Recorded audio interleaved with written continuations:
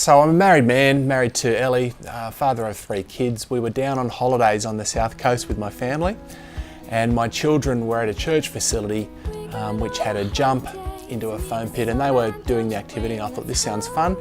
So I rode a push bike into the foam pit, landed wrong, and knew immediately I was in trouble. I couldn't move anything, and so I was flown by helicopter to Prince of Wales in Sydney, where they discovered that I'd broken my 4th and 5th vertebrae, which had left me as a quadriplegic. I can't explain why this happened to me, other than that necks are fragile and they break, but I do know that God can bring good out of the hard things in life.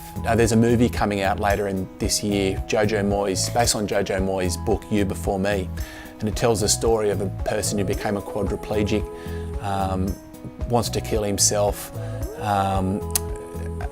commits to his parents. He'll wait 6 months before doing it. During that 6 months, falls in love, but then decides to go and, spoiler alert, decides to go and kill himself anyway.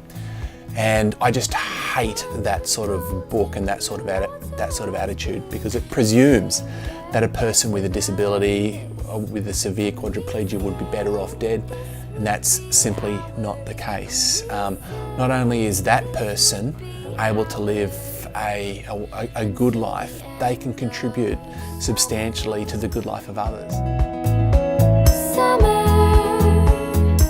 I think people misunderstand faith.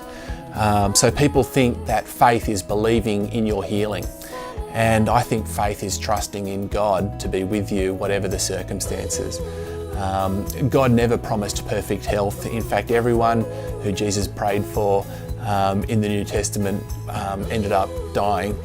This disability is permanent.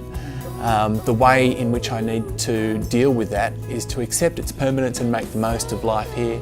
I'm not sitting here daily saying, God, get me out of this chair. I really miss all the sports that I could do. I miss the impact that it has on my marriage and my children. It's a big loss, but I've also discovered that happiness is deeper than just the things that you can do for entertainment, that we can find a deeper happiness in God, a deeper happiness in love. Love actually doesn't require a lot of the physical things that we think that it does. And I think if I was to say to people, what has this experience taught me most? And well, it's introduced me to this wonderful, amazing, spirit-filled, powerful, potent community full of love and generosity. And I guess I'd really hope that the church can start to recognise that the disabled people aren't people we're supposed to be sort of ministering to. But actually, we can receive ministry from if we include people with all sorts of disabilities within our community life. The church will be much richer for it.